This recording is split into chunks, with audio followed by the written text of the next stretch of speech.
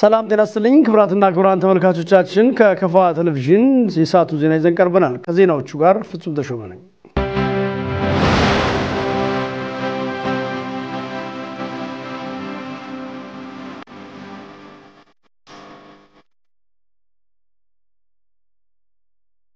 ባለፉት 2 ዓመታት ተኩል ጊዜ ውስጥ የብልጽግና ፓርቲ እንደ ሀገርም ሆነ በከፋ ዞን ባከናወናቸው ተግባራትና ባጋጠሙ ችግሮች ዙሪያ የሚመክር የፓርቲው አባላት ኮንፈረንስ ሊጀመር ነው።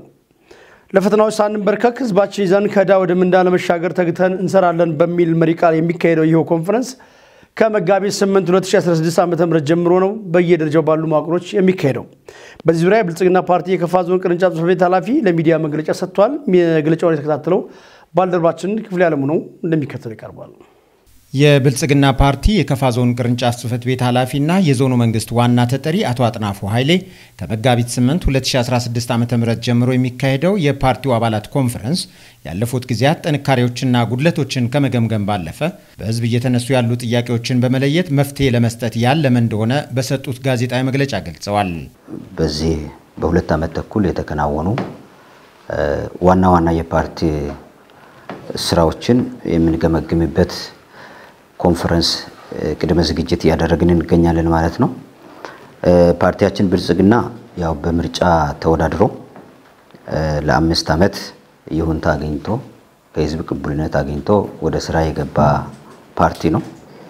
በገደምባችን መሰረት ከመሰረታዊ ድርጅት ጀምሮ በወረዳ ደረጃ፣ በዞን ደረጃ፣ በክልል ደረጃ ኮንፈረንስ ይካሄዳል። ከዛ በኋላ ደግሞ በፌደራል ደረጃ የሚቀጥልበት ሁኔታ ነው ያለው። ለዚህ ደግሞ የመጀመሪያ ጉባኤ ካካሄድን 2 ዓመት ተኩል ስለሞላ አሁንም አሰራራችንን ጠብቀን በተቀመጠው ጊዜ ሰሌዳ ኮንፈረንሳችን ለማካሄድ ቅድመ ዝግጅት ያደረግን እንገኛለን። በዚህ ሂደት በቀን 8 በሁሉ መሰረታዊ ድርጅቶቻችን ኮንፈረንስ ይካሄዳል። በቀን 10 በወረዳ ደረጃ ይካሄዳል።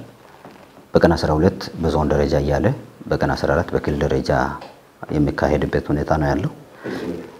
በዚህ ወር በመጋቢት ወር ማለት ነው። ስለዚህ ለዚህ የሚሆን ቅድመ ዝግጅት ያደረግን እንገኛለን።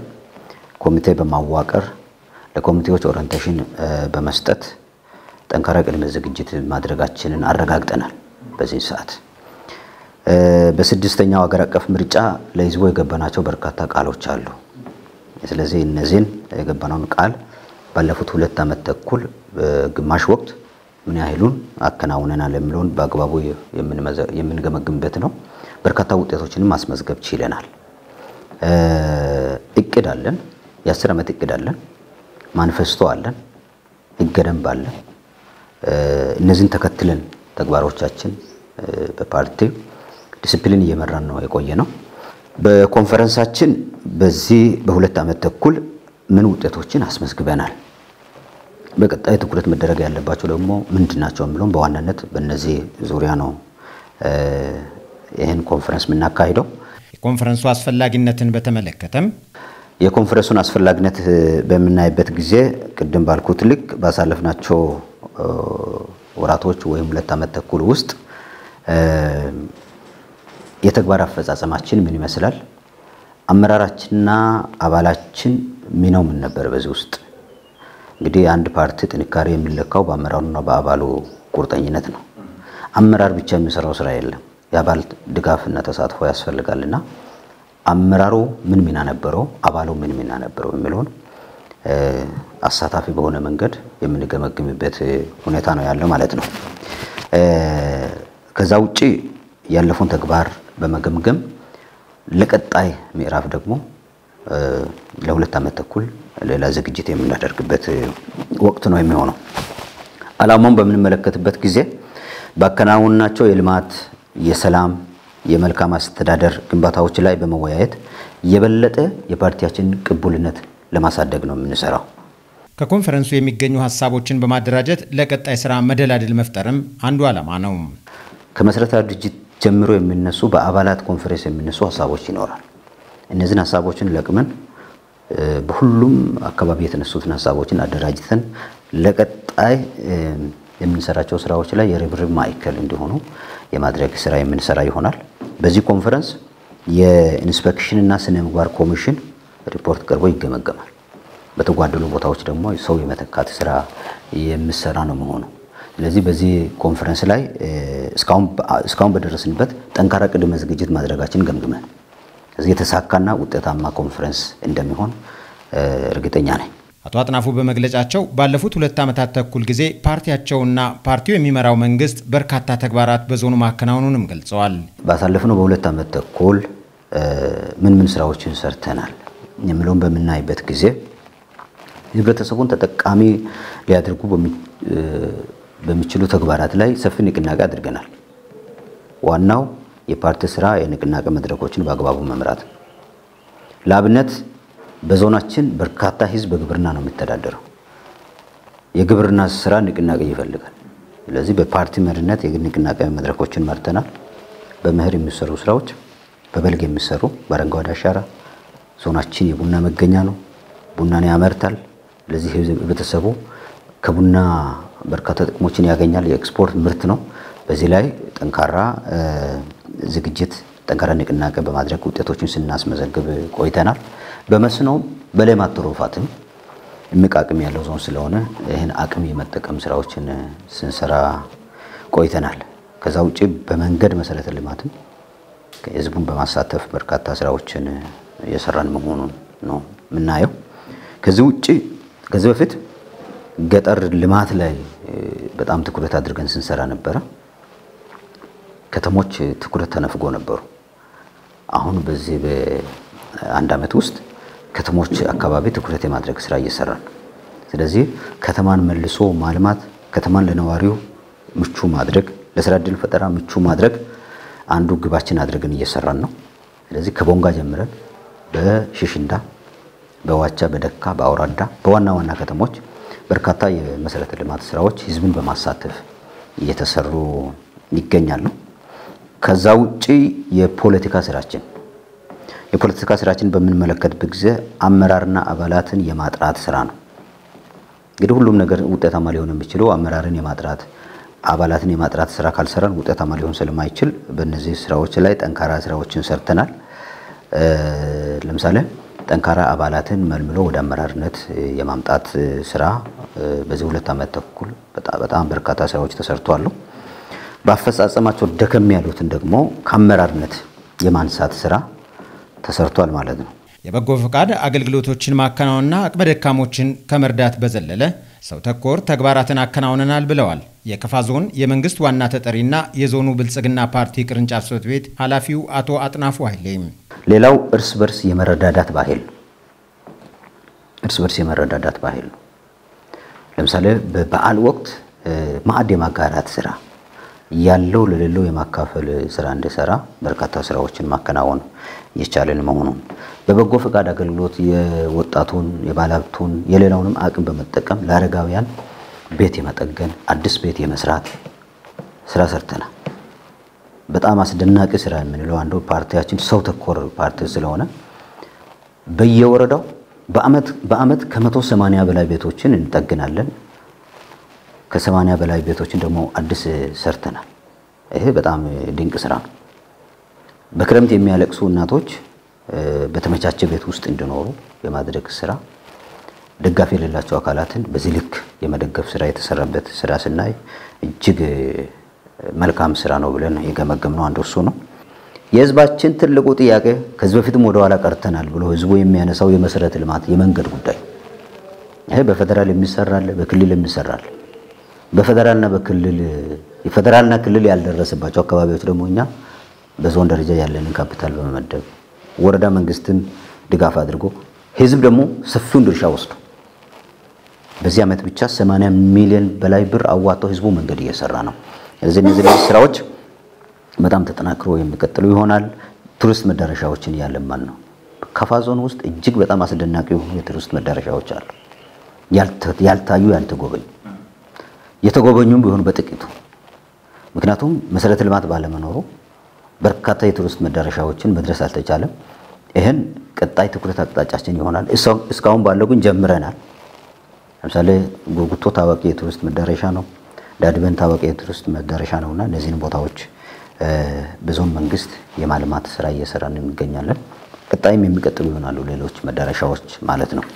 ከዛ ውጪ ከፖለቲካ ፓርቲዎችም ጋር ያለን ግንኙነት በመፈራረጅ ሳይሆን በጥላቻ ንግግር ሳይሆን አመለካከትን ሐሳብን ይዞ መሞገት ሐሳብን ይዞ መከራከር አብሮ በሚያሰሩ ጉዳዮች ላይ አብሮ መስራት ምክንያቱም የሀገር ልማት የጋራ ስለዚህ በዞናችን ውስጥ ያሉ ልማቶችን በጋራ የመደጋገፍ አሁን በከተማ ልማት የተፎካካሪ ፓርቲዎች ሚና ከፍተኛ አብሮ በመስራት ይሄን አጠናክረን የምንቀጥል ይሆናል። የጋራ ምክር ቤት አቋቁመን በዚህ እየሄድን ነው። በትምህርት ጤናና ሌሎች የማህበራዊ አገልግሎት መስኮችም የማይናቁ ተግባራትን አከናውናናል ያሉት ኃላፊው ተግዳሮቶች እንደነበሩም አብራርተዋል። የለየናቸው ጉድለቶች አንዱ የአመራራችን የማስፈጸም አቅም ማነስ ነው። በሌላ በኩል ደግሞ የአባሎቻችን የተሳትፎ ማነስ ነው። ስለዚህ የአመራሩን የማስፈጸም አቅም ማነስ በሁለት መንገድ ነው ገምግመን እየፈታ አንደኛው ስልጠና ይሰጣል ከላይ ጀምሮ ከዋናው ፓርቲ ጽህፈት ቤት ጀምሮ የተዘጋጁ ዶክመንቶች ላይ አመራርን አቅም ለማሳደግ ለምሳሌ ዘንድሮ ከይዳ ወደ ምንዳ በሚል ርዕስ ሰፊ ስልጠና ተሰጥቷል። ይሄ ስልጠና በአመራር ብቻ ሳያበቃ ወደ አባሉም እንዲወርድ የማድረግ ስራ ሰርተናል። በዚህ ትልቅ ለውጥ በአመለካከት ደረጃ በክህሎት ደረጃ ትልቅ ለውጥ መጥቷል የሚል ግምገማ ነው ያለን። ስለዚህ አንዱ ተግዳሮት የነበረው የአመራር የማስፈጸም ችግር፣ በሌላ በኩል ደግሞ አመራር በተለያዩ ብልሹ አሰራሮች ውስጥ መግባት ነው።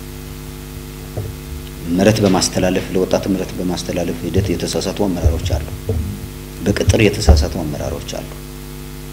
ይሄ ለአገልግሎት ጥራት ትልቅ ተግዳሮት ነው የሚፈጥረው አመኔታንም የሚያሳጣ ስለሆነ ገምግመን ከ206 በላይ ቅጥር የተሰረዘበት ሁኔታ ነው ያለው። ደረጃ እድገትና ቅጥር ላይ ያለው ችግር ይሄን አመራሩን ደግሞ በርካታ አመራር የማስፈጸም አቅም የሌላቸውን አመራሮች ከአመራርነት የማንሳት ስራ ሰርተናል። የአመራር ለውጥ ያደረግንባቸው አካባቢዎች ደግሞ የተሻለ ነገር እያየን ነው። ስለዚህ ይሄ ተጠናክሮ የሚቀጥል ይሆናል።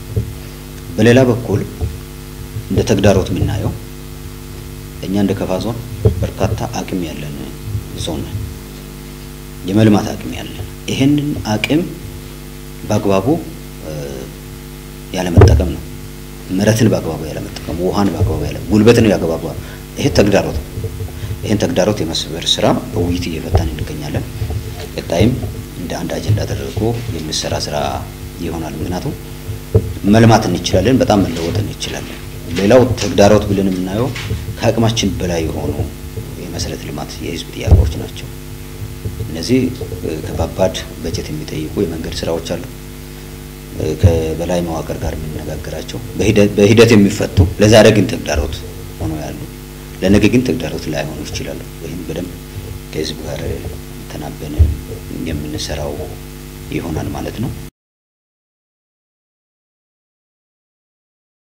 ቃልን በተግባር ለኢትዮጵያ ብልጽግና በሚል መሪ ቃል የደቡብ ምዕራብ ኢትዮጵያ ህዝቦች ክልል የብልጽግና ፓርቲ አባላት የግማሽ ምርጫ ዘመን የቦንጋ ማዕከል የኢኮኖሚና አስተዳደር ዘርፍ መሰረታዊ ድርጅት ኮንፈረንስ ተካሄደ።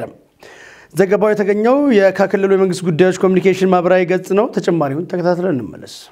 የብልጽግና ፓርቲ ማዕከላዊ ኮሚቴ አባልና የክልሉ ውሃ ማዕድን ኤነርጂ ቢሮ ኃላፊ ኢንጂነር በየነ በላቸው በኢኮኖሚ ዘርፍ መሰረታዊ ድርጅት ኮንፈረንስ መክፈቻ ላይ እንደገለጹት ኮንፈረንሱ ፓርቲው በስድስተኛው ሀገራዊ ምርጫ ለህዝቡ ከገባው ቃል አንፃር ምን አሳካ ምን አጎደለ የሚለውን በመለየት አባላት የሚጠበቅባቸው ለመወጣት በቀጣይ አቅጣጫዎች ላይ ተግባቦት የሚፈጥሩበት ትልቅ እንደሆነም ገልጸዋል። የፓርቲው አባላት ባለፉት ዓመታት በፓርቲው መሪነት በተመዘገቡ ስኬቶችና ጉለቶች ላይ በመምከር ለፓርቲው መጠናከር በቀጣይ አቅጣጫዎች ላይ ተግባቦት የሚፈጥሩበት ኮንፈረንስ መሆኑን ገልጸው መላው የፓርቲው አባላት የነቃ ተሳትፎ ማድረግ እንደሚገባ ማስገንዝበዋል። የፓርቲውን እሳቤዎችና የታቀዱ እቅዶችን ለማሳካት አባላት ከወትሮ በተለየ አኳኋን በትብብርና በአንድነት መንፈስ መስራት ሁለንተናዊ የብልጽግና ጉዞን ማሳካት ይጠበቅብናል ብለዋል። ክልሉ ከተመሰረተ በኋላ በመሰረተ ልማትና ያልተጠናቀቁ ፕሮጀክቶችን እየጨረስን አዳዲስ ፕሮጀክቶችን እያስጀመርን በርካታ ስኬቶች መመዝገባቸውን የገለጹት ኢንጂነር በየነ ለዚህም ስኬት የአባሉ ሚና ከፍተኛ ነው ብለዋል። በክልሉ ያሉ የግብርና የማዕድንና የቱሪዝም እንዲሁም ሌሎች ሀብትና ጸጋዎች ክልሉን ሊቀይሩ የሚችሉ ሀብት በመሆናቸው በቁርጠኝነት መስራት ከሁሉም አባላት ይጠበቃልም ብለዋል። ገልጸዋል። የኢኮኖሚ ዘርፍ መሰረታዊ ድርጅት ሰብሳቢ አቶ አስራት መኩሪያ በበኩላቸው ፓርቲው በስድስተኛው ሀገር አቀፍ ምርጫ የኢኮኖሚ ዘርፍ መሰረታዊ ድርጅት ሰብሳቢ አቶ አስራት መኩሪያ በበኩላቸው ፓርቲያቸው በስድስተኛው ሀገር አቀፍ ምርጫ ለህዝብ በገባው ቃል መሰረት ባለፉት 2 ዓመታት ተኩል በተለያዩ ዘርፎች ስኬቶች መመዝገባቸውን ገልጸዋል። ኮንፈረንሱ ስኬታማ በሆነ መንገድ በየደረጃው በማከናወን የፓርቲውና የመንግስት የመፈጸም አቅም ማጎልበት መቻል እንደሚገባም ገልጸዋል። በኮንፈረንሱ ነጥረው የሚወጡ አቋሞችና አቅጣጫዎችን ማደራጀትና የቀጣይ ርብርብ ማዕከላትን ለይቶ ለተግባራዊነቱ የተሻለ መነሳሳት መፍጠር እንደሚገባም አቶ አስራት አሳስበዋል። በሌላ ዜናም የክልሉ አስተዳደር ዘርፍ መሰረታዊ ድርጅት አባላት ግማሽ የምርጫ ዘመን ኮንፈረንስ ተጀምሯል። በመድረኩ ከፍተኛ የመንግስት ስራ ኃላፊዎች፣ የመሰረታዊ ድርጅት አመራሮች አባላት ተገኝተዋል። በኮንፈረንሱም ቃልን በተግባር ለኢትዮጵያ ብልጽግና በሚል መሪ ቃል የተዘጋጀ ሰነድ ቀርቦ ውይይትም ተደርጎበታል። በዘላቂ የመሬት አያያዝ ፕሮግራም በደቡብ ምዕራብ ኢትዮጵያ ህዝቦች ክልል በ16 ወረዳዎች በተከለሉ 176 ተፋሰሶች ላይ ከ93000 በላይ ማህበረሰቦችን በማቀፍ የተለያዩ ስራዎች የተሰሩ መሆኑ ተገለጸም። ተግባራቱ ውጤታማ እንዲሆኑ አስፈላጊ ድጋፍና ክትትል እየተደረገ መሆኑን በክልሉ የግብርና ቢሮ የፕሮግራሙ አስተባባሪ አቶ ናርዶስ ታከለ ተናግረዋል። አንተነህ ፍቃዱ በዘላቂ የመሬት አያያዝ ፕሮግራም በሀገሪቱ ባሉ ሁሉም ክልሎች ውጤታማ የሆነ ተግባር እየተከናወነ እንደሆነ የተናገሩት የፕሮግራሙ አስተባባሪ አቶ ናርዶስ ታከለ ናቸው። ኤስኤልኤምፒ ወይም የዘላቂ መሬት አያያዝ ፕሮግራም ኢትዮጵያ ውስጥ ባሉ ሁሉም ክልሎች በጣም አመርቂ እጅግ በጣም ጥሩ ስራ ነው የሚሰራ። እንደኛ እንደ ደቡብ ምዕራብ ኢትዮጵያ ህዝቦች ክልልም በ16 ወረዳዎች በ176 ተፋሰሶች በተከለሉ ተፋሰሶች ላይ ከ93000 በላይ ማህበረሰቦችን በማቀፍ የተለያዩ ስራዎችን ይሰራል። በዋናነት የተፈጥሮ ሀብት ልማት ስራን መሰረት ያደረገ የላንድ ሪስቶሬሽንን ስራ መሰረት ያደረገ በርካታ ስራዎች ይሰራል። ለምሳሌ የአፈርና ውሃ ጥበቃ ይሰራል። የአየር ንብረት ለውጥን የሚቋቋም የግብርና ስነ ዘዴን ያስተምራል፣ ይተገብራል። አርሶ አደሩ በተፋሰሱ ውስጥ ያለው አርሶ አደር የብዙ ጊዜ በተፈጥሮ ሀብቱ ላይ ዲፔንደንት ጥገኛ ስለሆነ የተፈጥሮ ሀብቱን በተለያየ መንገድ ኑሮን ለመገንባት ስለሚያጠፋ ይሄን ለመቀረፍ የሚችል ለመቀነስ የሚችል የገቢ ማስገኛ ስራ ይሰራል። ከዚህ ውስጥ ሌላው በመሬት አስተዳደር ስራ እያንዳንዱ በተፋሰሱ ውስጥ ያለ አርሶ አደር መሬቱ ዘመናዊ በሆነ መንገድ ተለክቶ የይዞታ የባለቤትነት ማረጋገጫ አግኝቶ በዛ ደብተር እስከ ባንክ ብድር ድረስ ወዘተ የሚሰራበትን ስራ ይሰራል። ኤስኤልኤም አርሶ አደሩን ብትጠይቁት ከኛ በላይ የሚያወራ ኢምፓክቱ በተጨባጭ የሚታይ የአየር ንብረት ለውጥን ሊቀንስ የሚችሉ ተግባራትን በስፋት የሚተገብር ነው። ዛሬ እዚህ የተገኘንበት ቦታ እንደምታዩት ኤስኤልኤም ከሚሰራው ስራ አንዷ ትንሿ ስራ ናት። የተፋሰሱ ውስጥ ያሉ የደሃ የሆኑ አቅመ ደካማ ማርጂናል የሚባሉ የተገለሉ ማህበረሰቦችን በተፋሰሱ ውስጥ አደራጅቶ የገበያቸውን በማሳደግ ህይወታቸው እንዲቀየር የሚያደርግ የላይቭሊሁድ ስራ የገቢ ማስገኛ ስራ ነው። በያዝነው አመት በርካታ ተግባራትን ለማከናወን እቅዶች መያዛቸውን የተናገሩት አቶ ናርዶስ በአነስተኛ ወጪ የሚከናወኑና በአጭር ጊዜ ውስጥ ውጤት የሚያስገኙ ስራዎች ላይ ትኩረት መደረጉንም ገልጸዋል። በዚህ አመት ሰፊ ፕሮግራሞች አሉ ይሄን ስራ ለመስራት። አንዱ ከዶሮ ማርባት ጋር ነው፣ ሁለተኛው ንብ እርባታ ጋር ነው፣ ሶስተኛው ከበግና ፍየል ማድለብ ነው፣ አራተኛው የአትክልት ልማት ስራዎች ናቸው። የሙዝ የማንኛውም የአትክልት ስራዎችን ይሰራል። ሌላው በስፋት የሚሰራው በዋናነት እነዚህ እንደምታዩት በአጭር ጊዜ ትንሽ ኢኮኖሚ የሚፈልጉ ግን በአጭር ጊዜ ውጤት የሚያስገኙ ናቸው። ዛሬ ላይ ከያዝነው ፕሮግራም በዚህ አመት ለተመለመሉ ደሃ ሆነው ከተፋሰስ ጀምሮ ተመርጠው በቀበሌው ኮሚቴ የጸደቁ በቀበሌው የተፋሰስ ኮሚቴ የጸደቁ በወረዳው ስትሪንግ ኮሚቴ ተገምግመው ቴክኒክ ኮሚቴ ቼክ አድርጓቸው ሄደው የመስሪያ ቦታቸው በደንብ ከተጠናከረ በኋላ ዶሮች ለማሰራጨት ነው የመጣ ነው። እንደምታዩት የክልሉ ከፍተኛ አመራሮች በተገኙበት 10000 ዶሮዎችን እያሰራጨን ነው። ወደ 3000 ቀፎ የሚሆኑትን እያሰራን ነው። 3000 አካባቢ በግና ዶሮ በግና ፍየል ተገዝቶ የሚያደልቡበትን ብር ወደ ታች አወርደናል። እያንዳንዱ ስራ ኢምፓክቱ ኢቫሉዌት ይደረጋል። ለማን ተሰጠ፣ መች ተሰጠ፣ ምን ውጤት ተገኘ፣ ምንድነው ፕሮግረሱ የሚባለው በየጊዜው ሂደት ይገመገማልና ዛሬ ላይ የተገኘው ለዚህ ሂደት ነው። ዘላቂ የመሬት አያያዝ ፕሮግራም የራሱ አደረጃጀት ያለውና ከሁሉም ሴክተሮች ጋር በመቀናጀት የሚሰራ ስራ እንደሆነም ተናግረዋል። ፕሮግራም የራሱ አደረጃጀት ሁሉንም አካላት ያሳተፈ ነው። በተለይ ከታች ስንጀምር የተከለሉ ተፋሰስ ውስጥ ያሉ ማህበረሰቦች አሉ። አንድ ሁለተኛ ያንን የሚያስተባብረው የተፋሰስ ኮሚቴ አለ። በቀበሌ ደረጃ የቀበሌውን አመራርና ስራ አስኪያጆች የያዘ የቀበሌ የተፋሰስ ኮሚቴ አለ። በወረዳ ደረጃ ደግሞ በተመሳሳይ የወረዳው አስተዳዳሪ የሚመራው የወረዳው ስትሪንግ ኮሚቴ ይባላል። ይሄ ስትሪንግ ኮሚቴ ከሁሉም ሴክተሮች በአብዛኛው ካሉ ከፕሮግራሙ ጋር ለምሳሌ እንስሳት ሀሳብ፣ ተፈጥሮ ሀብት፣ መንገድ ወዘተ እነዚህን ያቀፈ ነው። በዞን ደረጃ ቴክኒካል ኮሚቴ ያለው፣ በሪጂን ደረጃ በተመሳሳይ የስትሪንግ ኮሚቴ ያለው፣ የቴክኒክ ኮሚቴ ያለው፣ ሌሎችም አካላት አብረው አሉ። እነዚህ በየጊዜው በተቀመጠው በፕሮግራሙ የአሰራር ስርዓት መሰረት በተቀመጠው መሰረት እቅድ ከማቀድ ጀምሮ ይሳተፋሉ። ትግበራ ላይም በአግባቡ ይሳተፋሉ። ግምገማ ላይም ይሳተፋሉና መልቲ ሴክተራል ነው፣ ብዙ ሴክተሮችን የያዘ ነው። በዋናነት ስራ የሚጀምረው ከተጠቃሚው ጋር ስለሆነ በስራ ዙሪያ የመተዳደሪያ ደንብ ተዘጋጅቶ ስራዎችን የመለየት ተግባር እየተከናወነ መሆኑንም አስረድተዋል። በዋናነት ስራው የሚጀምረው ከታች ነው። እነዚህ ይሄ ግብአት የሚተላለፍላቸው ተጠቃሚዎች በትክክል ከፕሮግራሙ ዓላማ አንፃር የተመለመሉ ናቸው ወይ የሚለው በደንብ ተለይቷል። ለነዚህ ለተመለመሉ ሰዎች ስለ ዶሮ እርባታ ስልጠና ተሰጥቷል። ስለ ዶሮ እርባታ ቢዝነስ ፕላን ተዘጋጅቶላቸዋል። ስለ ዶሮ በቡድን ለሚደራጁት ደግሞ ቀጥሎ የመተዳደሪያ ደንብ አዘጋጅተንላቸዋል። ከዛ በኋላ ነው ወደዚህ የመጣ ነው። ስለዚህ እነዚህ ሰዎች በአግባቡ ተለይተዋል፣ ተመስክሮላቸዋል። በትክክልም በፕሮግራሙ የአሰራር ስርዓት መሰረት የደሃ መሆናቸውን፣ አካል ጉዳተኛ መሆናቸውን፣ ስራ አጥ መሆናቸውን በአግባቡ ተለይቷል። ለነዚህ ሰዎች ደግሞ ዶሮ እርባታ ምንድነው፣ በግ ማድለብ እንዴት ነው የሚሰራው፣ መች ነው የሚሰራው፣ ምን ያህል ግብአት ያስፈልጋል፣ ምን ከነሱ ኮንትሪቢዩት ያደርጋሉ የሚለው ግንዛቤ ስለተሰጠ እነዚህ ሰዎች ኦሬዲ አዌር ናቸው፣ ግንዛቤው አላቸው። የአረንጓዴ አሻራ መርሃ ግብር የገጸ ምድርና የከርሰ ምድር ውሃዎች እንዲጎለብቱና የግድቦች ደህንነት እንዲጠበቅ ትልቅ ሚና እየተጫወተ መሆኑን የውሃና ኢነርጂ ሚኒስትር ዶክተር ኢንጂነር ሀብታሙ ይተፋ ተናገሩ። ምንጫችን ኢዜአ ነው። ክፍል ያለሙ ተጨማሪ ያለው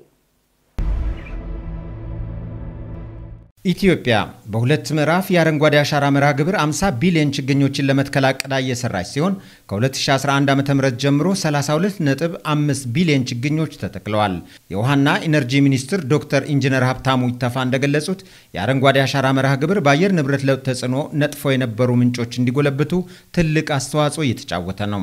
የገጸ ምድርና የከርሰ ምድር ውሃ መጠን ከፍ እንዲል ጉልህ ሚና እየተጫወተ ከመሆኑም በላይ የአፈር መሸርሸርን በመከላከል ግድቦች በደለል እንዳይሞሉ ማድረጉን ያነሱት። በሌላ በኩል የአረንጓዴ አሻራ መርሃ ግብር በአየር ንብረት ለውጥ እየተፈጠረ ያለውን የድርቅ አደጋ ለመከላከል እያገዘ ነው ብለዋል። ይሁን እንጂ በሀገሪቱ አንዳንድ አካባቢዎች የተከሰቱ የድርቅ አደጋዎችን ለመቋቋም መንግስት የተለያዩ ፕሮጀክቶችን መተግበር መጀመሩን ተናግረዋል። ለዚህም በሀገሪቱ ከ80 በላይ ወረዳዎች የከርሰ ምድርና ገጸ ምድር ውሃዎች ፕሮጀክቶች መገንባታቸውን የገለጹት። ከዚህ ባለፈ መንግስት ንጹህ የመጠጥ ውሃን ለዜጎች ተደራሽ ለማድረግ በቁርጠኝነት እየሰራ መሆኑን ጠቁመው የተጓተቱ ፕሮጀክቶች እንዲጠናቀቁ ልዩ ትኩረት መስጠቱንም አስረድተዋል። That future generations will reap the benefits of the seeds we are sowing today through the Green Legacy Initiative. የኢትዮጵያ ሀገራዊ ምክክር ኮሚሽን በአጀንዳ አሰባሰብ ማስጀመሪያ መርሃ ግብር ላይ ከባለድርሻ አካላት ጋር ውይይት እያካሄደ ነው። በውይይቱ ማስጀመሪያ መርሃ ግብሩ ላይ የኮሚሽኑ ዋና ኮሚሽነር ፕሮፌሰር መስፍን አራያ ሀገራዊ ምክክር መግባባት ላይ ባልተደረሰባቸው ጉዳዮች መግባባት ላይ እንዲደረስ ኢትዮጵያውያን ተወያይተው የጋራ መፍትሄ እንዲያስቀምጡ እየተሰራ መሆኑን ገልጸዋል። ኮሚሽኑ በወረዳዎች ደረጃ ሲያከናውን የቆየውን የተሳታፊ ልየታ ስራ በተሳካ ሁኔታ ማካሄዱን ገልጸው ሀገራዊ ምክክር ለሀገር መንግስት ግንባታ ታላቅ መሰረት የሚጥል ነው ብለዋል። ኮሚሽኑ ከዚህ ቀደም ለምክክሩ ወሳኝና ተከታታይ የሆኑ ስራዎች ሲሰራ መቆየቱን ገልጸው ለዚህም በርካታ ተባባሪ አካላት መሳተፋቸውን ተናግረዋል። ለበርካታ የማህበረሰብ ክፍሎች ሀገራዊ ምክክር ዙሪያ ግንዛቤ ማስጨበጫዎች መስጠታቸውንም አስታውቀዋል። የሀገራዊ ምክክር ሂደት ለትውልድ የምትመች ሀገር ለማስተላለፍ እንደሚረዳ መጠቆማቸውን ኢዜአም ዘግቧል።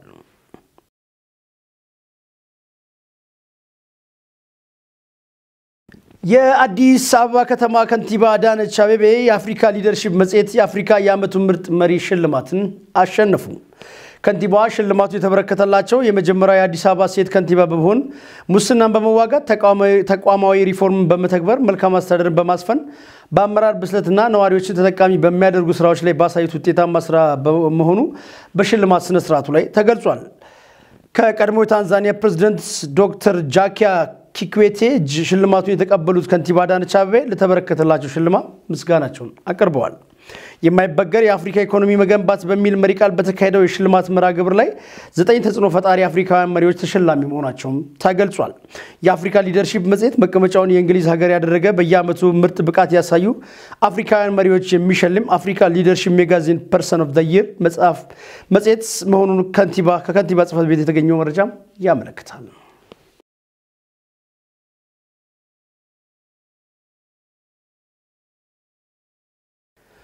ሩሲያ በዩክሬኗ የወደብ ከተማ በፈጸመችው ጥቃት ቢያንስ 20 ሰዎች መገደላቸውን ባለስልጣናቱ ተናገሩ። በወደብ ከተማ ኦዴሳ ላይ ባደረሰችው ከሞቱት በተጨማሪ ከ75 በላይ የሚሆኑ መቁሰላቸውን የዩክሬን ባለስልጣናት ተናግረዋል። ክፍል ያለው የዩክሬን ፕሬዝዳንት ቮሎዲሚር ዜሌንስኪ ሩሲያ ለፈጸመችው አረመናዊ ጥቃት ከዩክሬን ጦር ተገቢውን ምላሽ ታገኛለች ሲሉ ዝተዋል።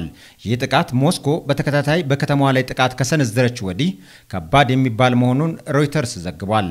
የግዛቱ አስተዳዳሪ ኦሌህ ኪፐር በብሔራዊ ቴሌቪዥን ቀርበው እንደተናገሩት በሩሲያ ቁጥጥር ስር ካለችው ክሬሚያ የተተኮሱ 2 ኢስካንደር ኤም ሚሳይሎች በንጹሃን መኖሪያ ላይ ጉዳት አድርሰዋል። በዚህ ጥቃት ምክንያት ጥቂት ነዋሪዎች የጋዝና የኤሌክትሪክ ኃይል አቅርቦት ተቋርጦባቸዋል ብለዋል አስተዳዳሪው። ኪፐር በተለይም ሁለተኛው ፍንዳታ በጣም ከባድ ነበር።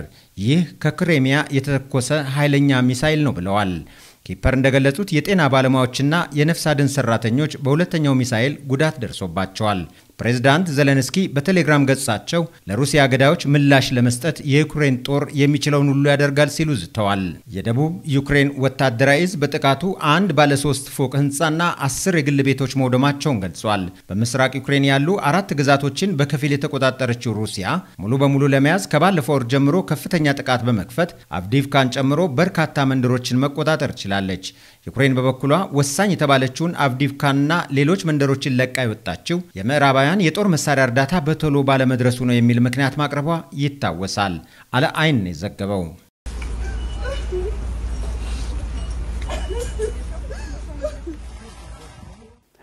ክቡራትና ክቡራን ተመልካቾቻችን ለዛሬው ከክፋ ቴሌቪዥን ያዘጋጀናቸው ዘገባዎች የተከታተላችሁትን ይመስሉ ነበር።